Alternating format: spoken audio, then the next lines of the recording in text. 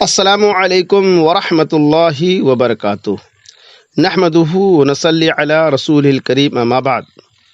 محترم سامعین کرام، آج میں ٹڈی کے بارے میں مختصر معلومات پیش کرنے جا رہا ہوں۔ ٹڈی کو عربی میں جراد اور انگریزی میں لوکسٹ LOCUST کہتے ہیں۔ حلیہ کے اعتبار سے ٹڈیاں مختلف قسم کی ہوتی ہیں، بعض بڑی ہوتی ہیں اور بعض چھوٹی۔ یہ مختلف رنگ کی ہوتی ہیں، بعض سرخ ہوتی ہیں اور بعض زرد رنگ کی، جبکہ بعض سفید رنگ کی بھی ہوتی ہیں۔ حشرات الارض میں ٹڈی دل بڑی منفرد حیثیت رکھتے ہیں۔ یہ انتہائی منظم ہوتے ہیں۔ یہ کسی تربیتی فورس کی طرح حملہ آور ہوتے ہیں۔ یہ متحد ہو کر لہلہاتے کھیتوں کا رخ کرتے ہیں اور فصل تباہ کر کے آگے گزر جاتے ہیں۔ ٹڈی دل کی فوج جس کھیت پر حملہ آور ہونے کا ارادہ کرتی ہے، اس پر یہ منظم ہو کر ایک سرے سے داخل ہوتی ہے اور دوسرے سرے تک پہنچتے کھیت اجاڑ دیتی ہے۔ یہ فورس اس وقت تک تباہی پھیلاتی رہتی ہے جب تک اس کھیت میں تمام فصل تباہ و برباد نہ کر دے۔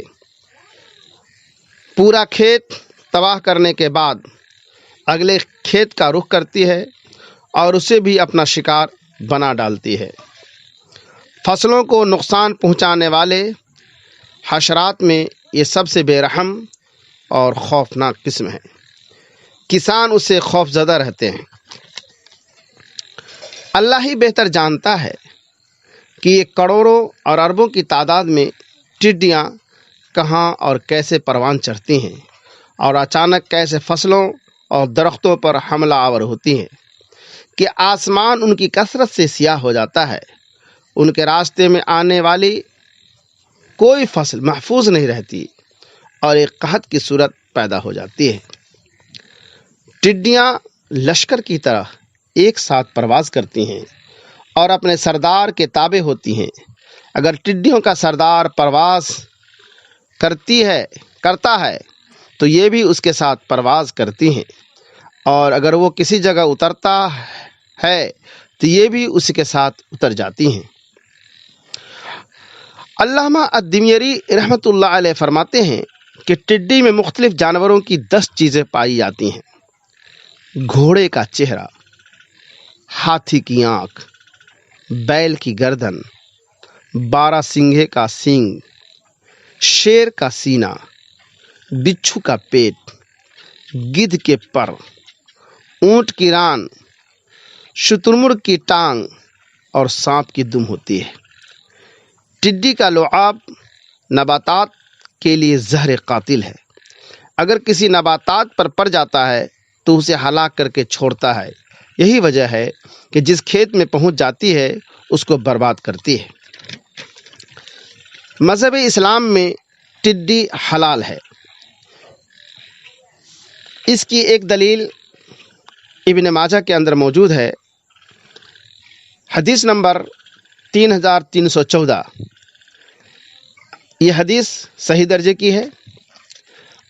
عن ابن عمر رضی اللہ تعالی عنہما ان رسول اللہ صلی اللہ علیہ وسلم قال احلت لنا میتتان و دمان فاما المیتتان فالحوت والجراد واما الدمان فالکبد والطحال۔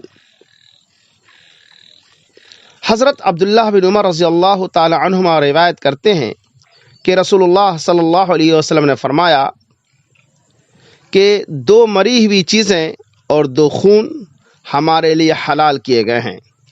2 مری ہوئی چیزیں، ایک ٹڈی اور دوسری مچھلی، باقی رہے 2 خون تو اس سے مراد ایک جگر اور دوسری تلی ہے۔ اس حدیث سے معلوم ہوتا ہے کہ مچھلی اور ٹڈی دونوں حلال ہیں۔ خود مر جائے یا کسی طریقے سے مار دیا جائے، ان کو ذبح کرنے کی ضرورت نہیں ہے۔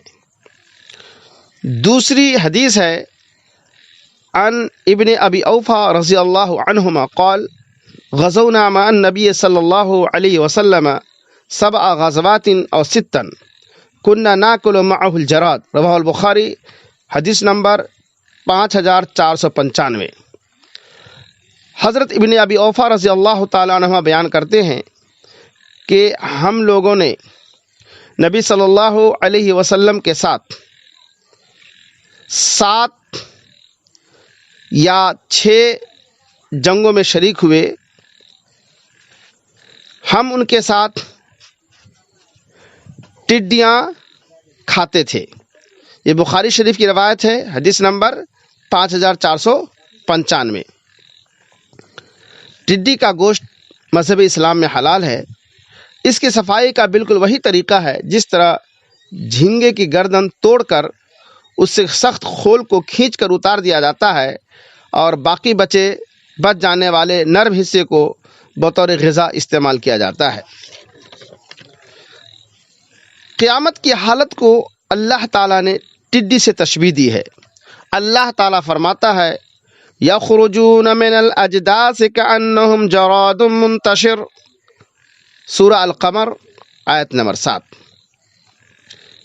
قبروں سے اس طرح نکل کھڑے ہوں گے کہ گویا وہ پھیلا ہوا ٹڈی دل ہے، یعنی قبروں سے نکل کر وہ اس طرح پھیلیں گے اور بوقت حساب اور موقف حساب کی طرف اس طرح تیزی سے جائیں گے گویا ٹڈی دل ہے جو آنن فانن فضائے بسیط میں پھیل جاتا ہے۔